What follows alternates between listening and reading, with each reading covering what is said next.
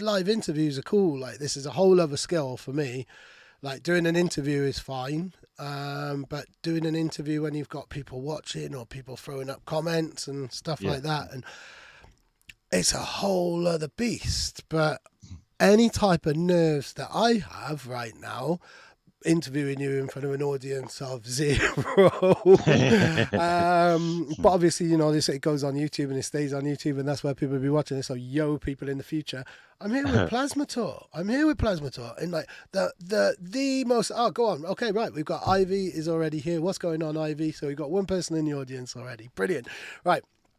Yeah, I've caught you at the most unique time. You can never relive this moment because you can never do your first album again. I've caught you just hours before your debut album drops. Like, Yeah. how do you feel? Like, this is a unique moment in time. Yeah, it is actually. Yeah, it's exciting. It's something I know I've been building to for a long time. Um, 5 years. yeah, pretty much.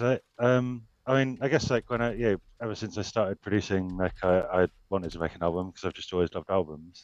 Hmm. Um, yeah, certainly it was at the point probably 5 or so years ago where I started to get a couple of like tracks down where I was thinking like, okay, this isn't something I want to kind of be releasing right now and want to kind of keep it held back kind of thing. Um, Yeah.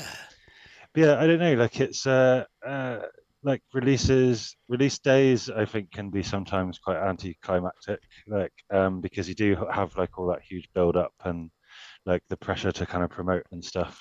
And then it Massively. happens, and you're just like you don't really see any effect straight away. Yeah, you're not going to see any kind of like Spotify numbers and things like that. Yes. Um, Yeah. so like and like with it being such an eclectic sort of album as well, like I'm just hoping that there will be kind of pockets of kind of scenes that might pick up on tracks here and there. Like yeah, some of the feedback's been great, especially from like with the kind of less drum and bass kind of side of things. Yeah. Yeah, like kind of with the sort of turntablism type track, like and stuff, like seeing people like sort of JFB, like who's probably my favorite DJ in the world. So I can and like Z Trip, like yeah, like who I used to love watching the Wow. do you remember the Scratch, the documentary? Yeah. Yeah. Yeah, Yeah. Yeah. and Yeah. he does that routine in it, and like I was obsessed with that routine, and Oh just always wow. remember Z Trip being such a legend, and seeing like him, yeah, Yeah. sort of like kind of like really enjoying it. Yeah, little things like that are amazing in the build up, but yeah, that kind of moment of release is always just a weird little kind of area, like weird little kind of zone where like it's like oh, it's all happened, and is anything about to happen, and yeah. Yes, yeah, completely. I found that out in a quite a brutal way actually with Fantasy's book. And yeah, Yeah. everything was building up to the release date. Everything was building up to the release date, and it was like, yeah, yeah, yeah, the book's out, and posting and emailing people and messaging on WhatsApp and shouting from the window. Nothing like Yeah. tumbleweeds for that first day or two, and then yeah, it was probably like a week or two. Then you start to get a little murmur or two, and then you start to see Mm. like, right, okay, and you might get the odd little sales figure or some type of feedback. But that actual day of release is awful, actually, isn't it? Yeah. Really, you need to find the way to take your mind off it because now with anything big, when we put out big releases on One More Thing, or when I did the book with Ray Keith and stuff like that, like on the release day, I'll do a post and I'll turn off the phone. Like I won't go anywhere near the internet because it's out there. And I think it was something that Crust said. I spoke to Crust about it, and he was like, it takes years for stuff to come back, especially with albums, big Mm. bodies of work. It takes a while to digest it and stuff like that, Yeah. doesn't it? Yeah. Totally. Yeah. Yeah. No, I like that. Yeah. And you said, you're an album man, aren't you? You like albums kind of defined a lot of what your tastes were and your journey through music. Yeah. Absolutely. Yeah. Yeah. Sort of like it was all about kind of albums, like yeah, whether sort of things like sort of orbital insides and stuff, just like Mm. being like so kind of influential even before I knew what like a door was and stuff like and yeah, things like sort of Fatboy Slim, like his first kind of couple of albums and things that Yeah. yeah, just like completely influenced like everything really, like about like kind of music that Yeah, and like life, I guess, in a way. Yeah. definitely. The one thing that I've always taken from albums is that it's usually the songs that I like the least on the first listen end up Mm. becoming my favourites as the album becomes Especially, part of my life and stuff like that. definitely, yeah. Especially if you do go like quite a long while without like a proper lesson. Yeah, if you Yeah, go sort of like a year or two kind of thing without it kind of really coming into your life, and then you go back to it, and you're just like, oh, hold on a sec, like, and, yeah, you can sort yeah. of like they can morph and evolve and change like in your mind, like and in consciousness in general over time. I think albums, so yeah. Yeah, definitely. And especially if like, yeah, a particular track might remind you of someone or something Hmm. or a funny thing that happened and then suddenly it's got more of a kind of personal attachment to it and stuff like that. Yeah, yeah, totally. Like especially if you were like in a situation where like you were in specific like situations with groups of people, like groups of friends or something, like all sat actually listening to an album that, which is like, yeah, like I don't know, it's a funny thing to think of doing nowadays. Yeah. Like yeah, we used to do that quite a lot. I remember like listening to DJ Yoda's like How to Cut and Paste like for the first time in like a Oh room man. full of about 8 or 10 people, all just completely locked in, like just totally zoned in, listening to the whole thing. Like, Yeah. and yeah, Yeah, it's things a like mad sort of experience. You don't really kind of get that now, do you? Where people would just sit down and just listen. But we got yeah, Ivy like, here on the listen chat. to an album like you're kind of watching a movie almost. Like, Yeah, yeah. mm, Digging out old love music is a powerful experience. It is. It's almost more powerful. Like sometimes I can play something that might remind me of school, and I can smell like the season in the air. Like if it was something that reminds me of kind of around my birthday time, I can smell damp leaves, like autumn, and stuff like that. Like it's like the sound of a tune will bring back so much more, like layers and layers of extra memories and stuff like that. yeah, yeah. Like I'm thinking now, especially of Prodigy, Music for the Jilted Generation, because that was Hmm. my album that switched me from rock music to electronic music. I don't know if you had one of those yourself as well, or whether it was more of a gradual, just kind of It was more musical sort of electronic experience. to start with, like, but yeah, yeah. Right. And I still, yeah, that whole idea of just sitting down and listening. And I think, like, it's something that, you do as producer, anybody who's watching this who makes music, you can sit there and listen and just, close your eyes and just literally focus on the sound. But I've been in so many socially awkward situations where I've been in a studio and you might have like a manager and a PR and a couple of other busybodies who don't really belong in the music industry. They just happen to have found themselves there and it's a cool job and they don't know what to do. You're listening to this music and you're vibing with the artist and they're telling you something, or you're just sitting there and you've got your eyes closed, you're listening to music for 10 minutes and they're sitting there looking around, they don't know what to do and stuff like that. Or they're looking at Yeah, their phones. Yes, Damage Man, go on. How you doing? go on. Yeah, the people are awkward. People don't know how to listen quite often, but when you're making it or when you've been in it for so long, it's a real pleasure to just sit in a studio. I quite enjoy the awkwardness of people who can't listen properly, if you know what I Yeah, mean. yeah, yeah. No, no. Like, yeah, it can be like, yeah, quite an interesting sort of like human kind of reaction that you get sometimes, like of just like yeah, sort of not really understanding what to do. Yeah, Yeah. definitely. What was the first album you ever bought? Uh, oh, so the first like two albums I ever like kind of received, like that I kind of owned, like artist albums. But I suppose actually like so like because like I mean I think like my first kind of love of music was kind of probably more pop music, but like also like with listening to kind of the compilations, like you sort of know that's what I call music compilations and stuff. Mm. Like I did always kind of lean more towards the dance kind of tracks. And I think one was sort of Dance Mania '95. I think was the first kind of all dance music compilation I had. But also, Dance yeah, Mania probably the 95. Go on. yeah, What was yeah, on that? amazing What was album. on that? You got sort of like you got your cheesy stuff like Cotton Eye Joe and things. I think like and but some kind of bits of sort of it was more kind of charty stuff, right? I bet the Um, Grid Swamp Thing was on there. Swamp Thing might have been on there. That inspired me to get a banjo, that particular track.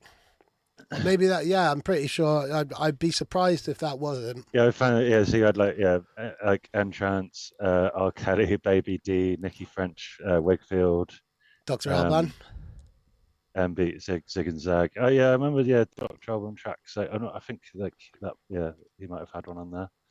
But yeah, I think for the first artist albums I had were like the Jamiroquai's. Was it their like second album? Was it like Traveling Without Moving? Yes. Yeah. Yeah. Which is, Um, I still listen to a bit of Jamiroquai. Like, I'll be yeah, totally yeah. honest. Like, he's I've listened to some recently actually. yeah. I think I was on. It was Tice was being weird on Vision Radio, and in between tunes he was just going dun dun dun dun dun dun dun dun, dun in between sentences, and it with no kind of context or anything like that. And after about half Brilliant. hour of doing it, it's like someone's been listening to a bit of Jamiroquai. Then it's like it's the sickest riff in the world. You need to listen to it. Can we It play it? Can really we is. play Yeah, it? yeah. It's like we're Yeah, it's probably not such a going to play massive it. bass line. Yeah. Yeah, man. Like, yeah, Jamiroquai were all right. It was only JK's ego, which probably compared to like the way that people behave on social media and the way that everything's so ego driven now, Mm. it's probably like I think he was just ahead of his time in terms of his ego. Maybe I don't know. He was all right though. Like most musicians who are out there have got strange, peculiar, sometimes egotistical sides to their personality. Oh yeah, yeah, no, for sure. But like, yeah, I think it was that. I think it was that and the Spice Girls like first album, like probably the first actual like artist albums I had. Oh, so where do you Yeah, stand then? Because I did quite an opinionated Beatty blog the other day or vlog about the Spice Girls. Like I have zero patience, zero bandwidth for Spice Girls bootlegs. I thought I was all right with Zero playing it. I heard Zero play Spice Girls quite a lot over the festival because we were at similar festivals. He was on one of our lineups. yeah, And I spoke to him about it, and he's actually been to one of the Spice Girls' like 50th birthdays and stuff like that. And he's mates with them and stuff now. And there was much more to it. It was like, okay, cool, cool. And the way that he's executed it is a baseline one, and it's good. It's good fun. But mm. Orbital played a Spice Girls bootleg the other day. Yeah, I yeah. was Like, livid. I was fucking livid. Like didn't I'm they gonna have like swear. Mel C come on stage with him at Glastonbury, like and sing something that Oh my! Wow. yeah, there's a clip on YouTube of it, like and Mel C, because I like Mel C for me was always the she was always my favorite like of the kind of solo acts amongst them. Like, yeah, she has a quality, genuinely quality voice. Was that Um, Sporty Spice? yeah, yeah, Yeah, she was yeah. my favourite because I liked She her had such tattoos. a yeah, no, fair enough. I just thought she had like the most kind of unique and just best voice of them. Like, and I did actually quite like some of her solo stuff as well. Right? Wow, go on, cool. This But is all like, coming out now. Like Plasmator's love for the Spice yeah, Girls. oh yeah, yeah. I'm gonna But do one of those Beatty graphics for this. Like the Spice Girls inspired my debut album. yeah, I don't think I ever took too much musical inspiration from them. But like, yeah, when I first started DJing, like that was DJing like a kind of local youth club. Like when I was probably about sort of 12, 13. Like I didn't have like sort of all we were using was like because I started buying. Yeah, it would have been like 13. Like when I sort of started buying odd bits of vinyl and like lots and lots of kind of compilation CDs and stuff. Like and would have just a kind of couple of CD players and like a really really old like Citronic like kind of all in one kind of two decks and a mixer I type thing. remember them. Yeah, Yeah, yeah, like yeah.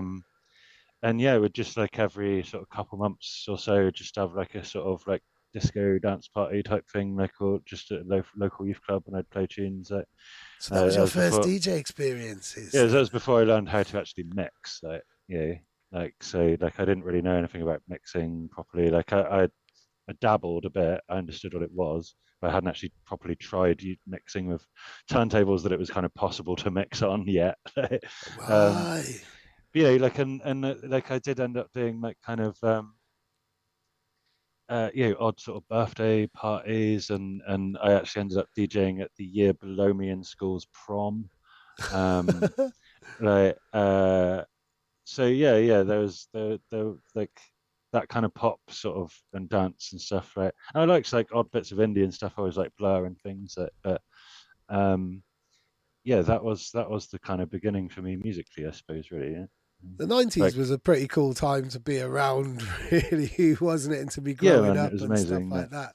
It's like it's weird. Like I watched a couple of things recently, looking back on the '90s of just being like this kind of lad era and very kind of like just like I guess very sort of on PC these days.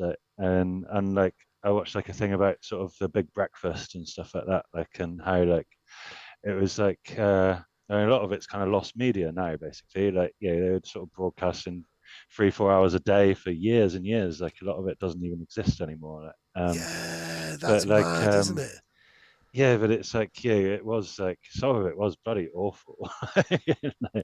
Yeah, But yeah, we've come a long way I from do. that. Like, you know. We have, but there was lots of stuff. Yeah, like stuff like The Word. I think Mm, I don't know. That might have been because I remember being 12 or 11 and staying up late and turning on the telly really, really quietly, which I wasn't supposed to have on because it was only for computer games. And it was, you'd have somebody like eating a bowl of Verucas or licking a yeah, lady's armpit or something like that. It was much like, like I'll do Eurotrash anything. and stuff like that. Yeah, I'll do Yeah. anything to be on TV.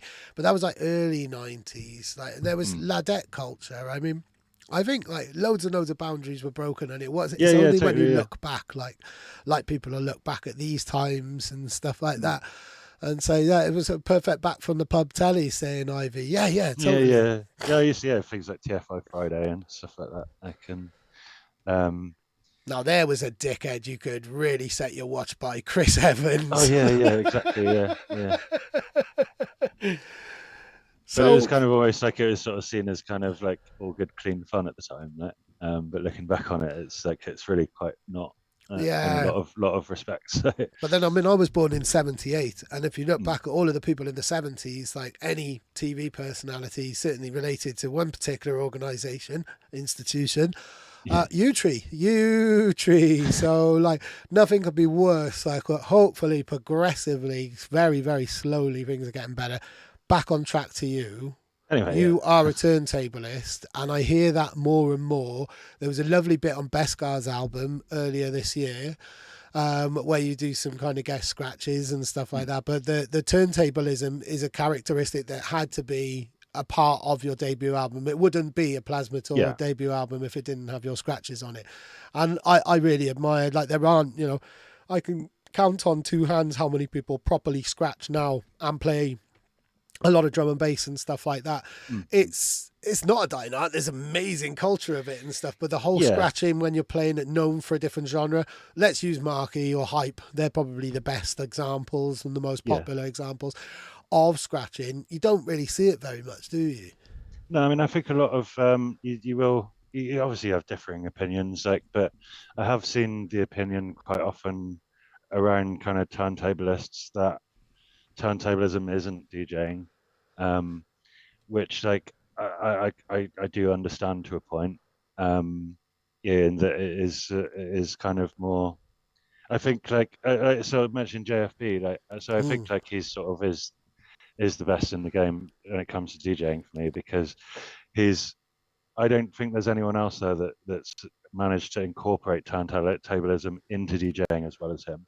So he can do all these routines throughout like an hour set, but it, Well, it it doesn't break keeps the it flow. keeps on track. There's never any sort of, but yeah, if you go and watch actual turntablism, yeah, you don't there's no opportunity to kind of dance and stuff. It's like it's very Just got to much you're stand there. watching someone perform a kind of something that's taken them like yeah years and hours a day to perfect, like to do this like 6 minute little piece.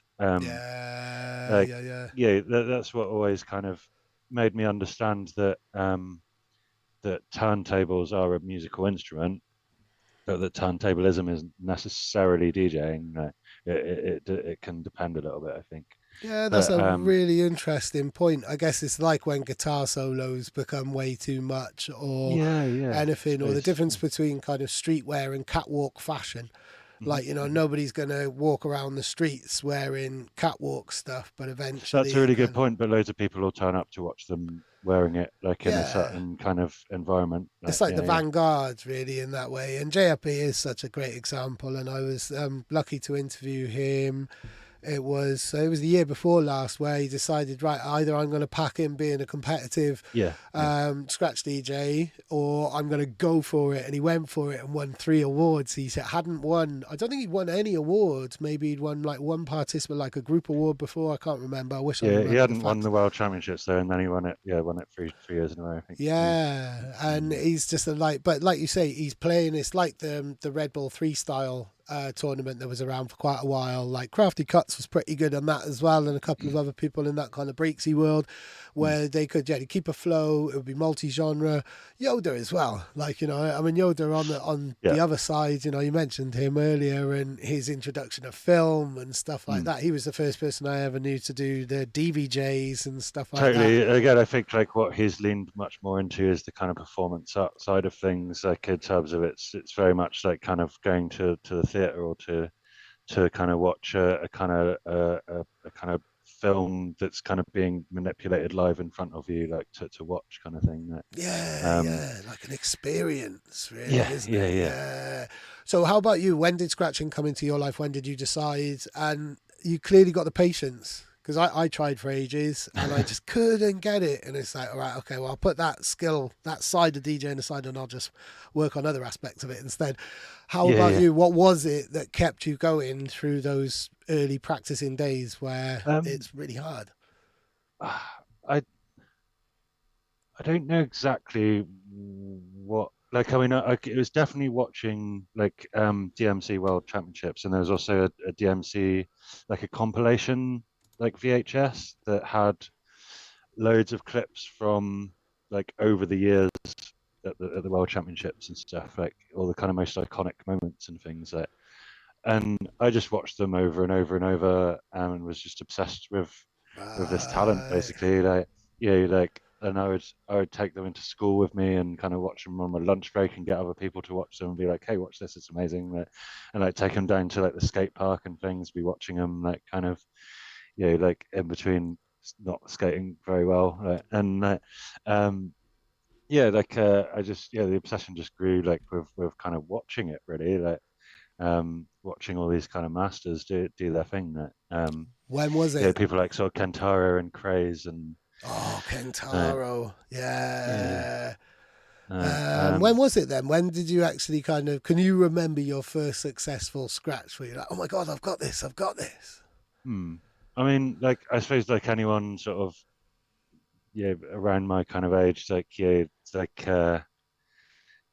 starting out on kind of belt drive turntables and a really like crappy mixer with like a sort of really stiff kind of crossfader and stuff, and no kind of like sort of like curve control and stuff. Like it's just like you sort of have to make do like and just do the best you can. But then I think it was like probably when I was like 18 that I got like a proper setup, like got like best XGX decks and the edge with them. And that was when the sort of real kind of practicing and working on scratches and beat juggles and stuff like that came in. But I never really took it that far. Like I was always so much more kind of focused on the more DJing side of things, like drum and bass DJing, and like also wanting to actually make music. But I knew that I always had in the back of my mind that like if I got to the point where I wanted to be like putting that scratching into my music. And then C2C came along, like, and Oh, like they just completely like just blew my mind, like, and I still often watch their four like winning team championships routines, and like a lot of what I'm doing now, I suppose, like incorporating scratching into tunes and stuff, like has come from like C2C influence, like along with obviously things like kind of Yoda and like other sort of bits along the way. But like I love that C2C sound, like how they're just like literally just creating such good music. Like, oh, it's it's one of my bonkers. favorite albums as well. Their album is It's phenomenal. absolutely bonkers. And the synchronicity, and that's where you start to Yeah, get into like choreographed kind Mm. of stuff. And I wish, and it's going to annoy the hell out of me, I can't remember his name, who did the partner one with JFB when he won a couple of years ago. I want to say it's like I think his name is Angelo, and I can't remember his name, and it's Yeah, going to really annoy me. But their synchronicity, their choreography together, and the way that they'll swap decks and move around and do a yeah, little yeah, kind of a handshake in between. yeah. It goes. It is performance art. It's It's very is, yeah, yeah, yeah. It's like it's like that like huge, like insane skill, like buried within like that performance art side of things as well. Right? Yeah, yeah, yeah. That was just definitely. amazing, mate. And yeah, I've got like a kind of like a remix I did of a jarring tune actually, like that. I am like the label that the original track came out on. It was like for a remix competition that and the label that it was originally came out on like sort of ended up kind of fading a little bit and sort of stopped releasing.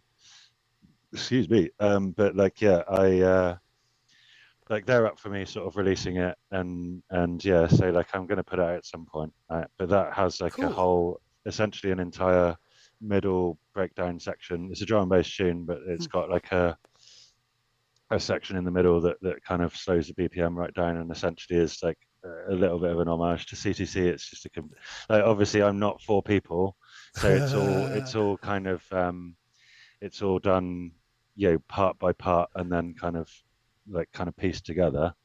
Um, which I guess is essentially how they do their actual tunes anyway. Like, yeah, it's not like they made their album all kind of four of them stood there scratching kind of thing. Like, yeah, But lots they of kind of made editing it to involved and stuff. create it live or to recreate it Oh yeah, live in yeah, that absolutely, type of which they way. do and can like yeah amazingly well. Right? And yeah, it's one act like I'd love to see live. But yeah, I know they don't play together much anymore, but yeah. No, I Uh, don't think they do. So back to you now. The only constant.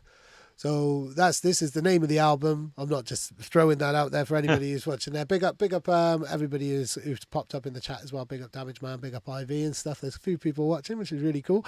Yeah, the only constant. So I quickly looked up if there was any type of reference. There was a book written with that title earlier on this year. So I don't know, maybe if it's inspired by that, or you are saying that music on your creative endeavors have been the yeah, only constancy in your life. So tell us about that. I'm aware of the book. I mean, the album title I came up with about a year and a half ago. Like in when I was on holiday in Gran Canaria. And yeah, I mean, it's kind of simple in that it just comes from the phrase, you know, change is the only constant. Right? Yeah. Um, and that has been sort of my life really. You know, lots of change, like lots of going through different kind of stages of life. Right. So yeah, it just ended up making sense, like sort of as like kind of change is a big part of my life to kind of have that little bit of a kind of nod to it, I suppose. Um, just Yeah. kind of referencing that kind of that phrase really. Yeah. Right, so it's not that music is the only constant then, or perhaps that's been a consistency while there's been changes, but even within music there's changes, Hmm. changes in taste, changes in skill level and things like that. Yeah, no, I think that's like yeah. I mean, like with anything like that, yeah, it's sort of. I think that's. I don't think that's something I'd really thought of, but it's a great way of looking at it. Like you interpret it however you want, kind of thing. Yeah. Yeah. So you came up then, it hit you, and then you had that photo taken of you as well in Gran Canaria. Like that's the photo of you on the cover, I Yeah, it believe, was. is Yeah, also there, isn't it? and the whole idea for that kind of scratch kind of chorus part of constant. Oh, That wow. like so yeah, there was a lot of influence that came from that little holiday actually. Like essentially, so I came back. Um, my friend that I'd gone with ended up staying a bit longer. She didn't have to go back to work yet. So I was like, all right, I'm going to go back because I got work in 3 days, and I basically have to do this that's in my head today. And Right. Oh, you had to get it so out. pretty much yeah, got home, kind of like slept, chilled, like, and then the next day spent about 10 hours straight making that I don't know how long it is, about 40-second kind of section of that track with all the scratching in it. Wow. Um, yeah, and then I was like, oh well, like that's actually something. Like I've managed to kind of make what was sort of in my head, even though the lyrics and stuff were vaguely there, but actually kind of yeah, spending that whole day like it was such a blur, like finding all like these samples that kind of fit, and then it just turning out so perfectly in the end was just yeah, such a kind of blessing. That's But brilliant. And it's strange when ideas hit you really at different times and stuff like that, isn't it? But that was like, mm, that seems like a real jolt of inspiration then by the sounds of yeah, yeah, things. it was, yeah, yeah, no, it definitely was. Yeah, probably the biggest kind of impact on the album, I suppose, because you had like yeah, sort of the cover and the title and also like the kind of idea for finishing that track basically, which I always wanted to be there, but it was always missing something. And then I was like, okay, how if I just kind of essentially try and make a kind of like frontier psychiatrist esque kind of section, Yeah. and yeah, and then it worked. So, Brilliant. I mean, I would say the biggest impact on the album, or one of the biggest impacts on the album, is kind of timeless 2000s drum and bass, tear up drum and bass. Like, oh yeah, absolutely, the kind of drum and bass there's a side of real things, head like yeah, nod to the just for a lot of people what is the quintessential sound of dance floor drum and bass, not what is now perceived as dance floor drum and bass, mm, but Bad Company, essentially, Pendulum, kind of yeah. breakbeat chaos, that kind of era, that just real, I mean, yeah, yeah, just tear out Yeah, I mean, drum and but yeah, bass. Like, Break Big Chaos was yeah, like sort of like my favorite label, I suppose. Like kind of when I was like first really getting into drum and bass.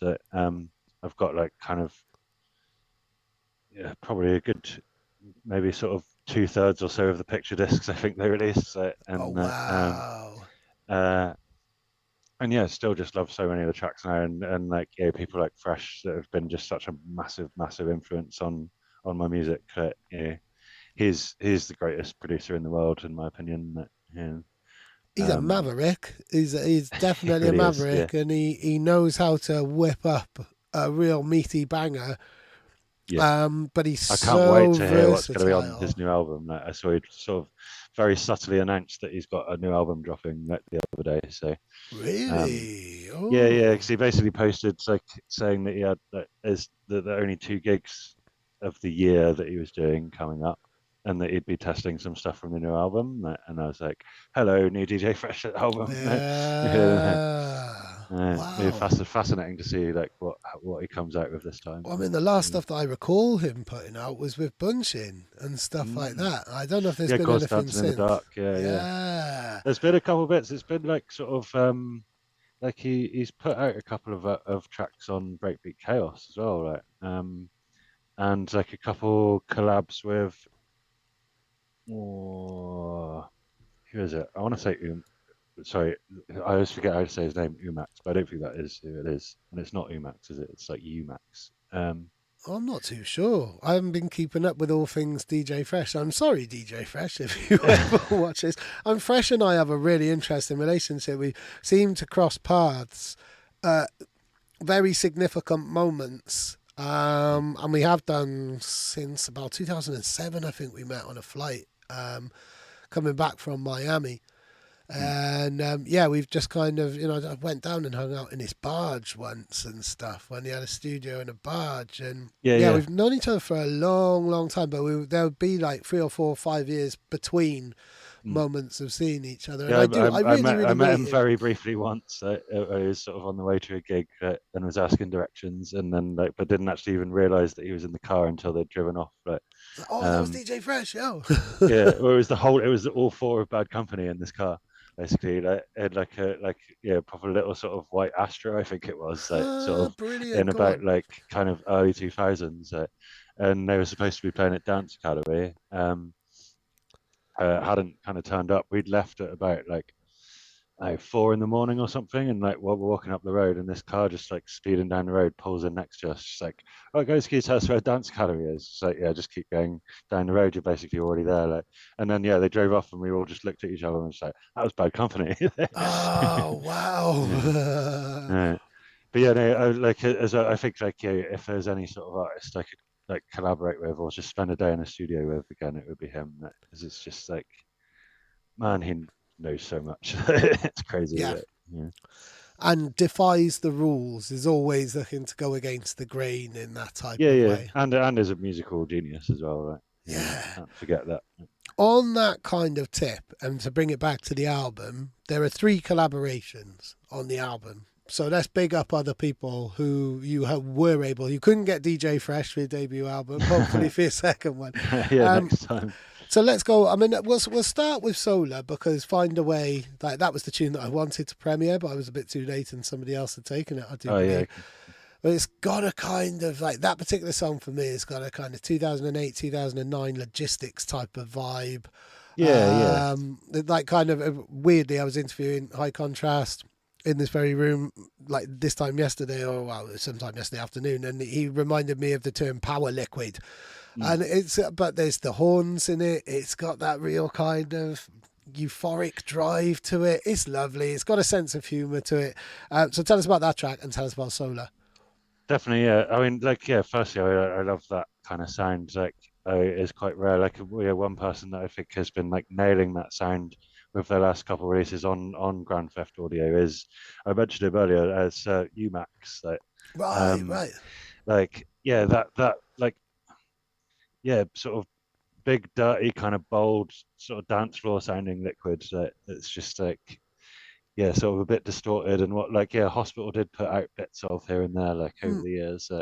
Um, Yeah, like I like that track. I came from just a session where we ended up having some time, and we're just like, yeah, should we maybe sort of try and get something down as the start of a collab kind of thing? And um, yeah, Solar do like. I mean, James made it very clear. He was like, yeah, there's absolutely no kind of obligation to have a solo collab on the album. Yeah, they do often have a collab on their artist albums on GTA. They do love a Um, collab, don't they? they do, they really do. Right. But I was like, no, I absolutely want a collab on the album.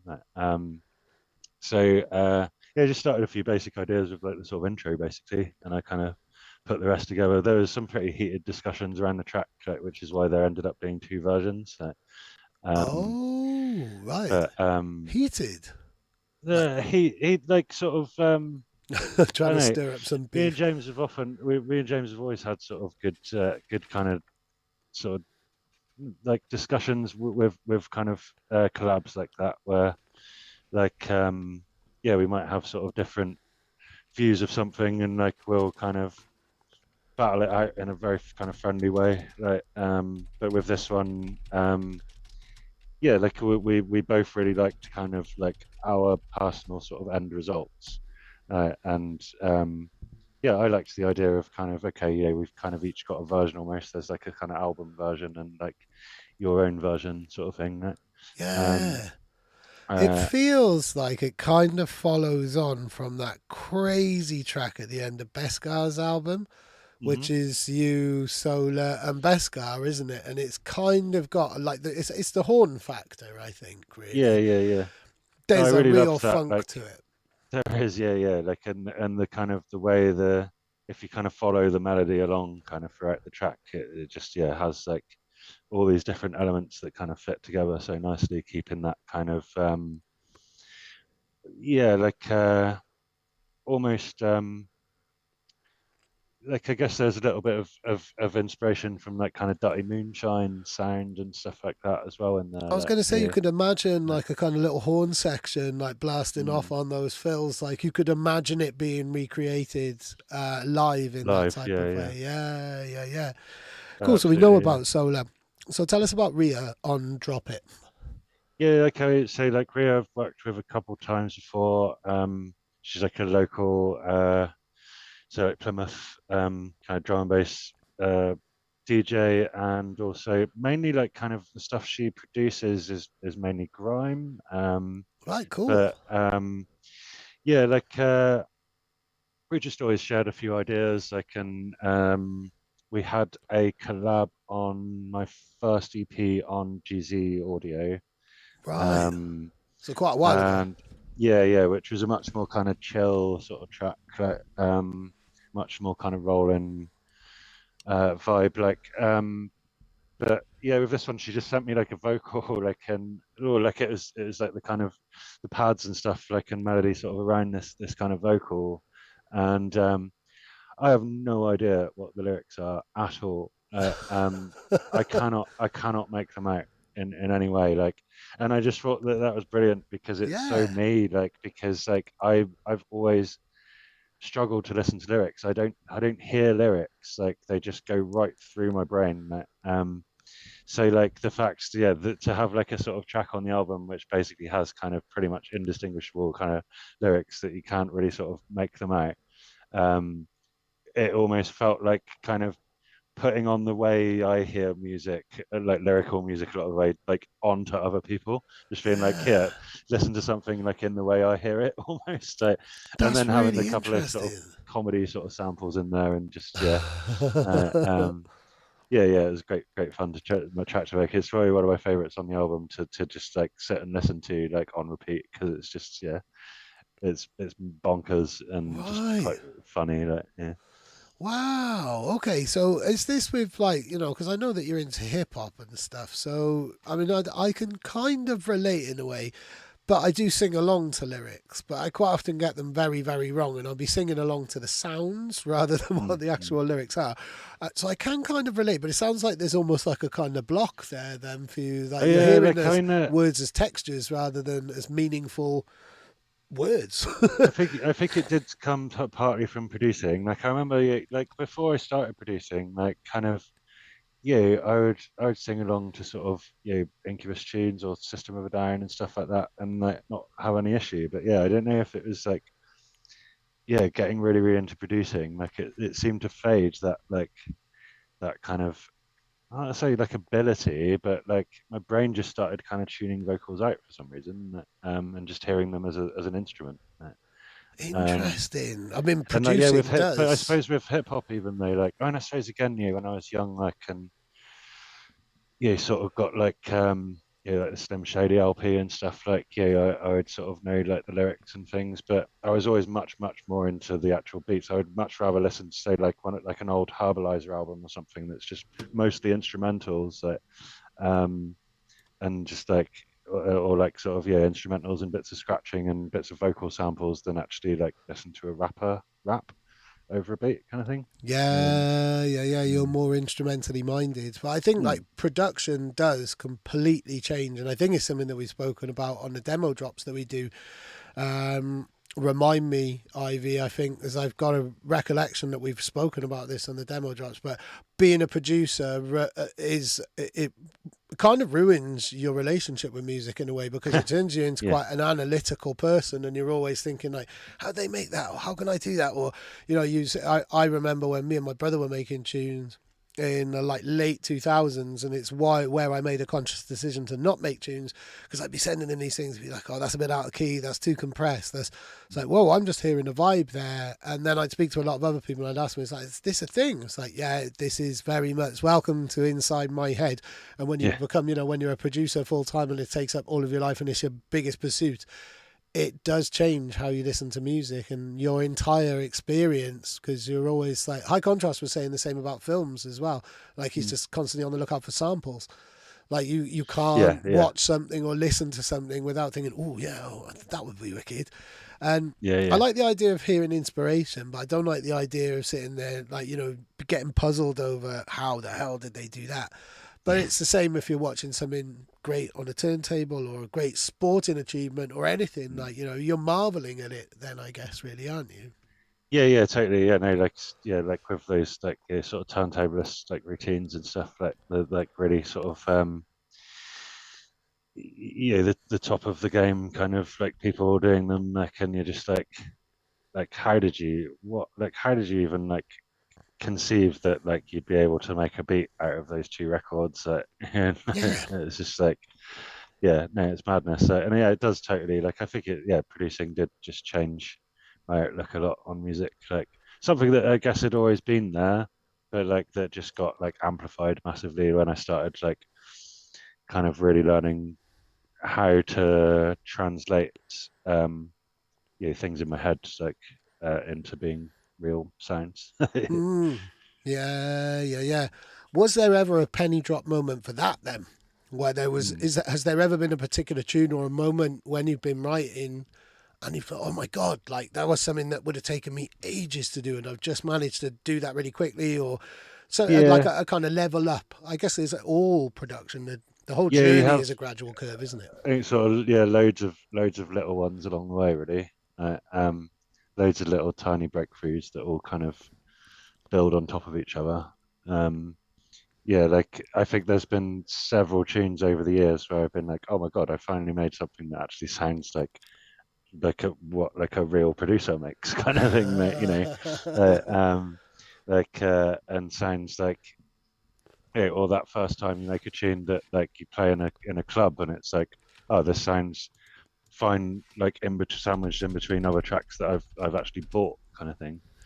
Um, Yeah. like yeah, or just like little tiny bits of like just like happy accidents, like kind of finding like an effect that like does a certain thing, and you're just like, oh, well, I'll kind of use that in the Did you have future, any sort of of thing. them along the way during the creative journey of this album? Did you have any of those kind of moments or really cool discoveries that you weren't expecting, which took you down a different path or anything like that? Um, hmm. I don't know, like bits and pieces. Like I think certainly like with constant, like that scratch section, like was a big thing for me. Mm. Like kind of getting that right. And as it's like with like kind of sort of tracks like Winner and stuff, like where it's just like that is a kind of newer track where I've just like kind of yeah, that was written very much like for the album, like Right. after the album had already been kind of conceived. Um, So it was a space on the album that you knew needed filling in that type of way, like yeah, you were and I was looking like, at it okay, like where analytically. sort of yeah, like I wanted like yeah, I wanted something that sounded like a little bit more minimal, a little bit more kind of critically sounding, like a little bit more kind of like real drum and bass. Like, and it's yeah, because there is a lot of like fun on the album. Like, yeah, a lot of my music is quite fun, and like, yeah, fun and drum and bass don't often like get considered to go together that well. Like, but I always thought like I love having comedy and drum and bass and stuff. Like, Yeah. and so like yeah, things like that. Like, but then yeah, also sort of having that kind of like almost accidental discovery on like on the second drop of Winner when I was like, oh, actually, hang on, this has turned into like a really beautiful kind of soulful liquid kind of tune at the end, and I Mm. was like, but it worked perfectly together, kind of thing. Like Lonely Ghost as well. I think kind of there was a lot of kind of messing around with ideas in there that I hadn't really done before. That having that kind of quite garagey sound and a lot of the stuff in the intro that's quite like basically just like playing around with loads of effects and stuff to try and make a kind of bit of a soundscape. I Um, really like Lonely Ghost. I mm, really like Lonely Ghost. That's a great track. That's and there's, I think, because you sent it to me a little while ago, the album, and there was, it's like I wanted to hear more multi-genre stuff from you. mm, But I really liked, the one thing that stood out, and you just mentioned it, is humor. And there's, is it not my world? This is not my world, and it's just this mm-hmm. random disappointed sample every now and again, which always It's takes me from by an old episode surprise. of Hercules. Right, It's is that what it's from?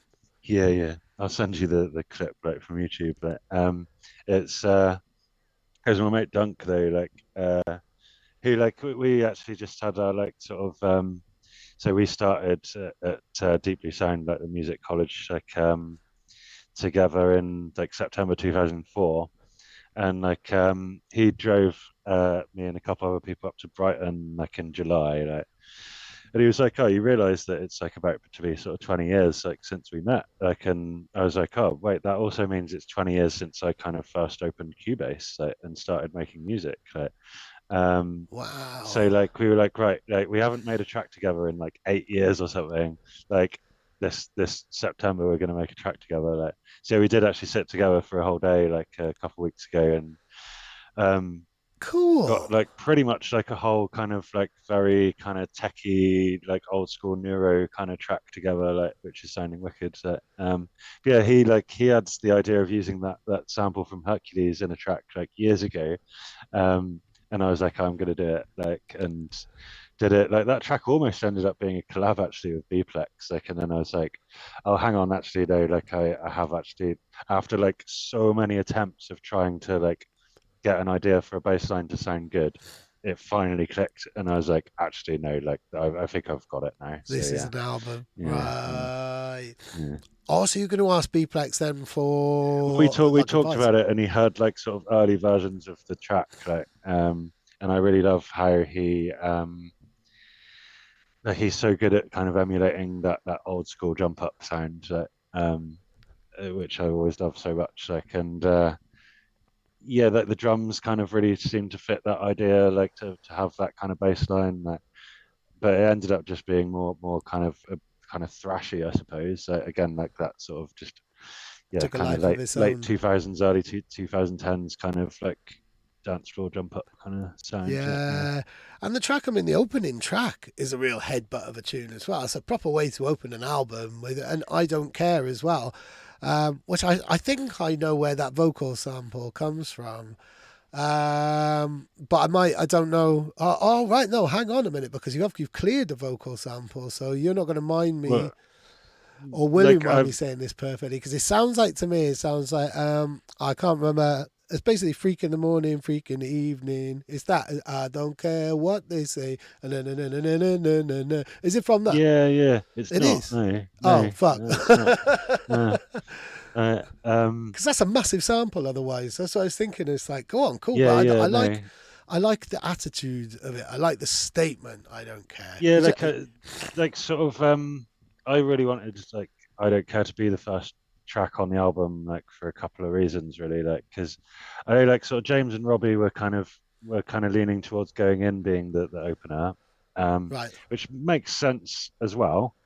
Um, but so I mean, partly like I don't care that the initial kind of draft of I don't care was going to be one of my contributions to the EP that me and Solar did, like the collab EP me and Solar did on Dance Concept a couple of years ago, like all the right. kind of like sort of ravey, jungly sort of dance floor tunes that we did together. Like it was like 5 tracks altogether. Like, it was going to be one of those, and then I was like, sort of, well, yeah, you guys are releasing this album. This idea was kind of for you. Like, it kind of makes sense to lead in with that. But then also with that vocal sample, which like, I mean, you're gonna hate me, but I think it's probably just from Splice, in that, and Oh, I'm like, learning not to hate. I'm learning. It's actually track two, which feels more like a splicey vocal. yeah, But no, I we've know, had yeah, this discussion. You've chipped in on statements that I've made, and I'm learning not to hate so much on splice vocals. I just what I don't like is hearing a vocal I've already heard before. yeah, yeah, yeah. You I know, get and it. I Yeah, think that's it really. And I've started to hear textures, and I start to hear like pads and stuff that I've heard before, and little risers that I've heard before, and it's like, oh, like, but maybe that's because I'm a music journalist and I'm listening to so much so music. much. Yeah, yeah, So I'm more likely to have heard it than a producer who's focusing on their own sound, yeah. Of who course you are. Yeah, isn't trying to take in as much music as possible, and rather they're blocking out the rest of the world yeah, and they're just no. focusing on their music, and But also, I maybe find that's it it. funny as well when you sort of like, yeah, if, like we listening to say like an Amani tune or something, and I'll be just like, oh, that's a really obvious like splice sample that I've got. I was just like, yeah, even the big boys who are like really like technically and musically minded and making like this genius stuff are still, using splice as a resource. So, yeah, but yeah, Yeah, I don't know how I feel about that, yeah, but it's life, and that and that's it's a that it's a really, power isn't it's it? a powerful tool, man. Isn't it? It's like, yeah, there's what, like 3 million individual samples on there now. Um, Wow. yeah, like, and yeah, I try not to be overly kind of obvious with samples I'm using, but yeah, if you need to kind of like realistic sort of bit of like kind of string section or something, right? Yeah, I'm still pretty basic with my kind of setup, like, yeah, and like my production, my world, like with music, getting into dance music and creating it has been so heavily sample based. So Yeah. yeah, like I just love sampling, and like, yeah, to me it's just a tool for kind of making that a bit easier sometimes. Yeah. I guess sort of I just liked the I just liked that initial statement of I don't care as well, because I was just like, well, it is such a kind of like all over the place album, like which it was always going to be, um, and I don't care, and Yeah. it's like it's so kind of multi-genre and kind of full spectrum, like um but I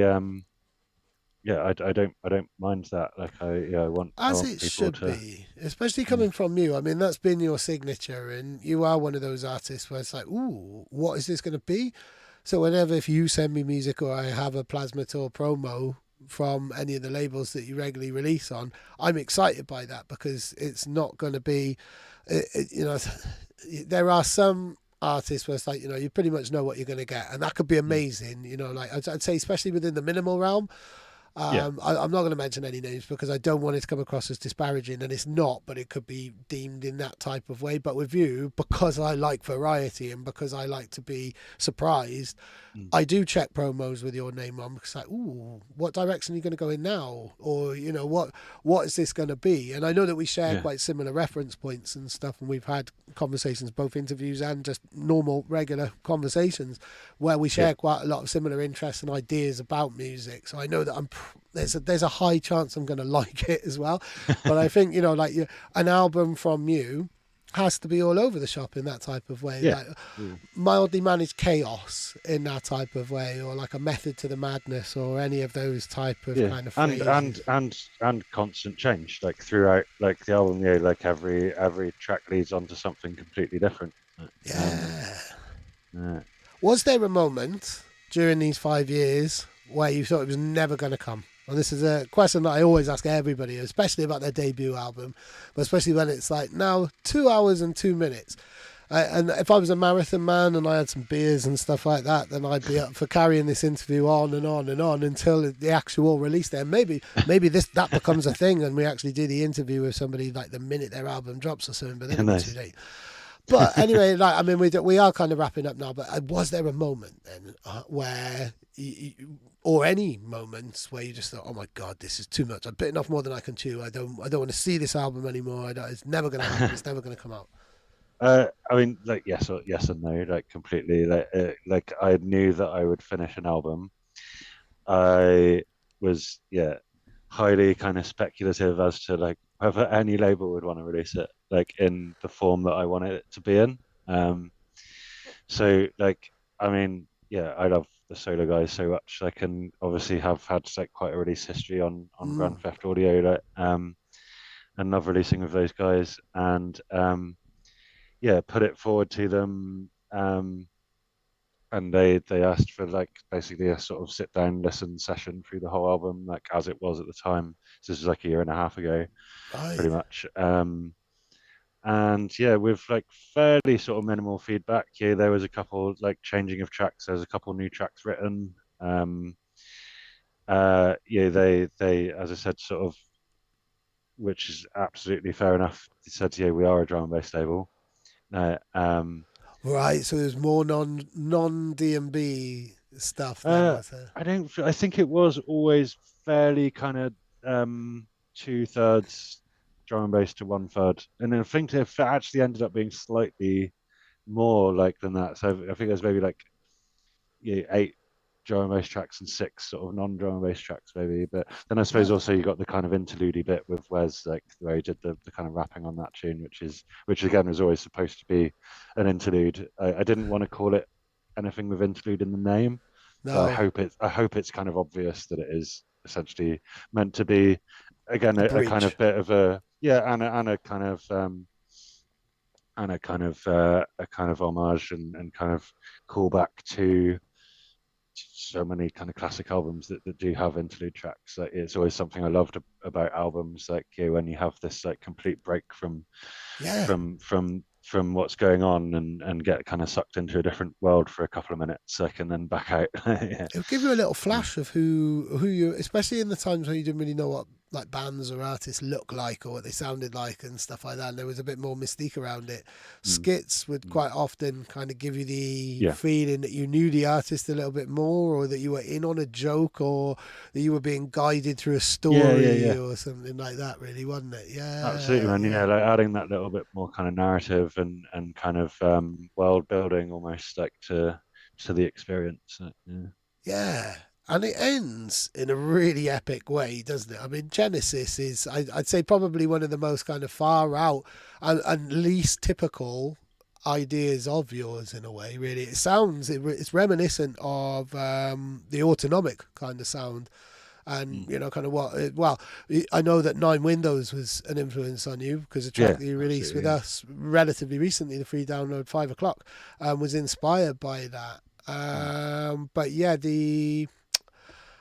yeah, Genesis feels like, you know, well, no, Kid Drama was part. That's what I was thinking. Like, Yeah, where was I yeah, going with that? Kid Drama was obviously part of Autonomic and instrumental, but it's kind of got that vibe to it. It's a lovely way of kind of bringing it all together, but it's quite an epic way of ending yeah. the It does. album. So, I mean, it certainly could like had a lot of influence from sort of early Porter Robinson. That was probably like the main kind of thing that was Right, going through my head when I was making it.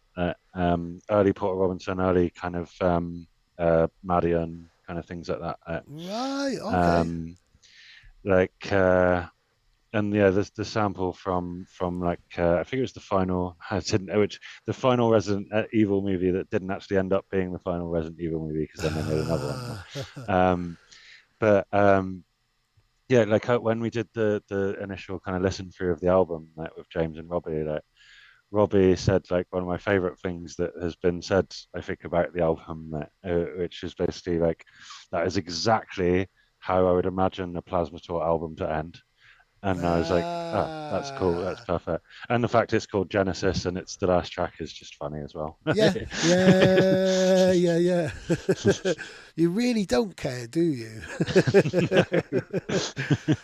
No, go on, that's cool. Like, speaking of Madian, I remember interviewing him. I don't know if he's still active or not now. I haven't really, like, since I've come out of the UKF bubble, I don't Mm, really pay attention to the more kind of mainstream sounds. mm. But Madian, I recall, I did a few interviews with him, and his album, his debut album, had little Easter eggs in it. Like, Mm. and but it was like they were long. So if you put a particular track through a spectrum equalizer, it would Yeah, yeah, show you something, and then that would you do something with that, and that would give you a code on a yeah, website. yeah, yeah. It was proper like ultra fan. Even, you know, like I'm a big fan of certain people, but I don't even know if I would take that to certain levels or have the intelligence to join the dots. But he Mm. said that people did, and it would take, like, you know, within a day or two. Obviously, he'd leave a little clue and say, "Yo, there's something to look out for here."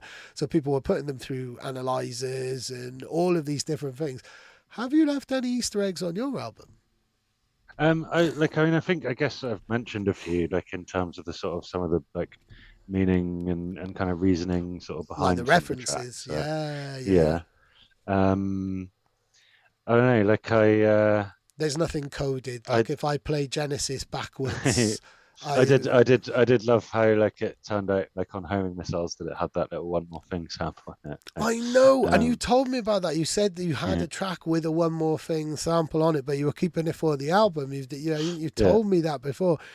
And unfortunately, when I finally pulled my finger out and said, "Yep, I want a premiere and I want to sort out this interview and stuff," that was like one of the first tracks that was taken. That yeah, is which I one was of my just favorite amazed tracks. about. I was just like, oh, what, like a kind of like yeah, a channel that releases well that puts out sort of only really drum and bass. So I was taking this like really weird ass like 165 BPM thing, like But that, see, like for me, like 165 is still D&B for me. Like we're just hmm, going by tempo. Anything like I chunk up 160 tunes to drum yeah, and yeah. bass, But or I it's slow such a kind things of down. weird kind of drum patterns that run through it, and like It's great. it's really short and strange, and yeah, I was just like, yeah, I thought it was going to end up in your hands, so but then it was like, oh, okay, it's like the first track that's been taken as a premiere. Like I love it, and it took me by surprise when I first heard the sample, and now, like, I mean, you know me because I know that you've listened to my mixes and stuff, so you know then I mix a bit differently and do loopy stuff. But I've got it like, so now I can't remember the point, but when it says one more thing, I quickly hit like a 2-bar loop on my controller and just have the one more thing over another beat then, and that's my way out of that tune. That's And wicked. I need to hear that. yeah, that'll be in the next mix that I do, because I've Awesome. used your tunes twice. I've used your tunes in a really, really weird way on my mixes, like the PPK. I mean, and in fact, like, you know, Yeah, we still need to get on that binary finery thing as well. definitely. I was going to So say, it's going let's to end up wrap being like up with that. binary finery 2027 or something. Let's wrap up on that. Let's actually make a date. So these things happen when you put it out into the public and you actually say there's something's going to happen. Then it kind of has to. Oh, there's one person watching, and there has been, like, you know, 4 or 5 at different points and stuff. We have had a live audience. It's been cool. Yeah, big up Damage Man. Like, he always like leaves lovely feedback on my promos and stuff. Like, good. Go on. Stuff, Hello, Volcone as well. No, I think, aren't you're the jazz musician who was here last week on the demo drop, I think, who was asking about making drum and bass, but you're coming from jazz, if I remember correctly. And I'd be surprised if I do. Yeah, it is. Go on. Cool. I remember the name. Brilliant. Right. So, no, we were arranging a collaboration now. What did I say? I said I was going to come down to Plymouth with a fat bag of green and a bunch of dodgy trance records, and I wasn't going to leave until we came back with a bootleg. And it was mainly on his binary finery. I was really into my training at the time. Haven't trained for a little while, but I was learning how to do some mad gymnastic stuff because I had a personal trainer for a bit, and that tune kept on coming on, and it just reminded me, like, and it does. It needs an update. I do have a kind of footworky version that I play at the moment, but yeah, when can we do this? Like, when would be a good time to come and visit Plymouth? I don't know. I work like 50% of the time essentially. So like if you pick a day, like it's going to be like 50-50 whether I'm working. Like, so yeah, we can sort it out whether it's easier to do during the week. Like I have like Wednesday to Friday off every 2 weeks. So You have Wednesday to Friday off, so you work shifts then, don't you? You're an yeah, engineer, so right, okay. Let's try and make this happen. like a Wednesday or a Thursday or something. They can like just come down and stay the night, and we'll get that banged right out. See, because I've got an artist who's in Exeter. I'm releasing an album of his in January. That's an exclusive. Cool. Like, so I could do like a kind of little West Country type of vibe. Right, this doesn't normally happen in an interview. Full stop. Like the last time I've arranged a collaboration in an interview was with DJ Hazard. Yeah, and we still need to follow that up. Right, I'm gonna say no. I know what I'm going to say. I'm going to say to be continued because I need to finish Eastman's book. Yeah, let's not just sit here looking at our calendars on our phones like on Twitch. Oh, I've been told it's a little hard to hear you. But hopefully you have been audible for the last hour. I would hope so. No, we will do that once I finish my book. We are going to do that, and it's out in the public now. It's not just Facebook comments now. This is we've taken our relationship up another level now. I'm definitely going to come down, and we're going to turn binary finery into the finest bootleg. Brilliant. I mean, what else? Like, how else are you going to celebrate this album now? What are you going to do when this interview is over and stuff? Are you going to actually stay awake and see it go live on Spotify, or are you going to bed, or are you going to go to the pub? I'm working like 8 till 8 tomorrow. So like, yeah, it's gonna be an earlyish night, I reckon. Yeah, probably won't stay up past midnight to see the kind of like 3 plays that I get like sort of when it comes out. Like, although I suppose like it's kind of like, yeah, obviously like Spotify doesn't really like update like properly like till 5 or something, does it? But yeah, like. Can you actually see them when it's if it's under 1,000 on Spotify for artists? Is it? Do you actually see? So where do you have a release? Like it shows you the live stats for 1 week, and then it just goes to like updating at roughly 5 p.m. like every day. But I suppose obviously like the album's already out in like sort of America and stuff, I suppose, isn't it? It would be out. Is that how it works? So, yeah. Yes, it'll be out in wherever is 2 hours ahead of us. No, America's behind us, aren't they? Yeah, I need to Yeah. go. I need to go east, not west. So, yeah. Um, I'm not too but yeah, sure like who's 2 hours. It's out in Georgia right now. It's out in nice. Albania. I bet they're loving it. Yeah. Um, I like yeah, Saturday evening I'll be going out sort of for some drinks. Like it's like Dunk, who I mentioned earlier, like my very old friend that started like music college with. Like, it was his birthday the other day, so gonna yeah, make a little bit of a sort of double celebration of that. Yeah. Go on. Amazing. Well, I hope this has been a little bit, I hope this has had a celebratory vibe. I It really has, like, yeah, kind of capturing people in a moment because you're never going to forget this one. Like, I think interviews can be, I certainly forget a lot of interviews because I do so many of yeah, them. But, there are moments when you do an interview and it's more convenient for the magazine or the website or something like that. And then there are interviews like this. I like this kind of timeliness and the liveness of this because this mm. moment can't be repeated. Yeah, This is, absolutely. I'm catching you before you go to bed, and when you wake up in the morning, the world is going to have a Plasmator album, It is, isn't it? Yeah, and that's fucking brilliant. Like that's an excellent. achievement. That's a bucket list thing. And anybody who's watching this in the future, or anybody who's been watching this or watches this little clip, if I use this clip on social media or whatever, check it out, support it, and show this man some appreciation. Like this is really cool. Congratulations on this life Thanks, moment. Dave. Wicked. Thanks for making this into a moment. Yeah, Yeah. lovely. Oh, cool, cool. Brilliant. I'm going to leave it there. I'm going to say thank you to everybody who's watched or watched in the future. We will be back with a live demo drop 9 o'clock next Wednesday with Tia Kahoo will be joining me. And keep your eyes on One More Thing because we've got like two massive releases and a free download coming out within the next 20 days. Lots of really, really cool stuff. Like you probably know more than me, or maybe you don't know about the Grand Theft Audio EP because I know nothing. You were on the last one with Yeah. Secondhand Rave. Don't say anything because James has managed to keep things completely secret. I've heard one of the tunes when he came and played for me at Planet Wax, Mm. but I know nothing at the moment. So yeah, And there's. I have got like another quite sort of special thing coming up with GTA. Oh, But yeah, not related to the One More Thing EP, I'm afraid. Yeah. and I know that because you've got Mm. something on GZ Audio as well. You've got loads of stuff coming out now in the next Yeah, couple of yeah. weeks, So and you you've forgot to wrapped up mention with that. any of the other stuff. Yeah, so like GZ's like sort of 50th release. It's like an EP with loads of like amazing tunes on it. Got the track coming out on Boomslang on a VA EP also tomorrow. So it's like same sort of double release day tomorrow. Oh wow! I got like the Clash of Collabs like tune that I did with Airbrake and FJ like on vocals, which is amazing, and like it's free Awesome. download on SoundCloud. And it'll be coming up on Spotify and stuff soon as well. So is that all dropping tomorrow as well? So the boom So slang and so the the free yeah download. the collab EP thing came out last week. The GZ50 is out next week, I think. So yeah, it's like Wow. four releases. So like 16 tracks out in the space of 2 weeks. Yeah, Blimey. Wow. That's and it. that I Saturating think the yeah, market. yeah, mental.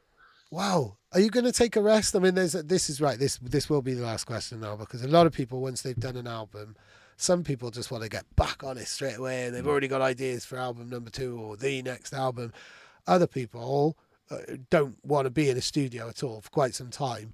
Where are you at? Because this has been kind of, gradual work over five It's been years. so kind of gradual and like because yeah, I guess sort of my life is yeah like um yeah, I still kind of work full time and like yeah, my life isn't entirely focused around music like all of the time.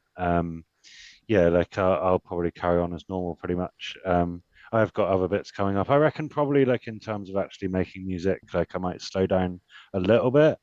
Um, but then also like you'd never know when you're just going to sit down and write a track in a day kind of thing. Like yeah, Yeah, uh, yeah, yeah, completely. yeah.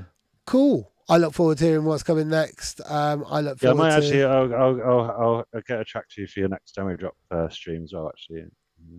I've got a Oh, tune. I've got an amazing tune with Gwills that like we've been kind of for a while now, sort of shopping around for like labels and stuff. Like, So Wow. yeah, I might get that over to you if you're up for it.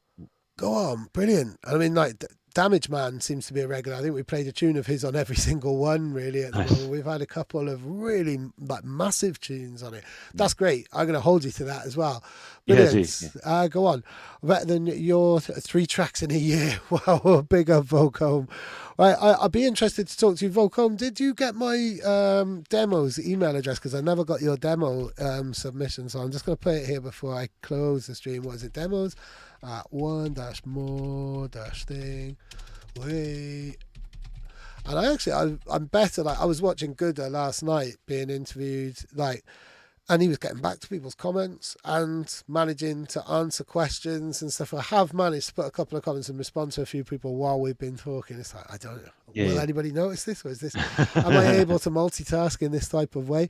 But this is something that I'm kind of getting used to, like Yeah, no, it's interactions something you and stuff. got to do when you're doing this. Yeah, yeah, you kind of got to be like sort of yeah, kind of going between the different conversations, I suppose. Yeah. Yeah, it's a bit like mixing in a way, or doing like hosting a live panel when you're moderating and you want to make sure that everybody gets a bit. But you've been the main focus. The album's been the main focus. It's been a really cool hour chatting to you. Best of luck with That's everything. yeah. I'm looking forward to your demo, and I'm looking forward to coming down to Plymouth and making some chance with you at some point. Wee, Awesome. Nice one, come. man. Take it Oh, easy, and thanks, man. congratulations again. Nice one. See you soon. See you soon. Bye bye.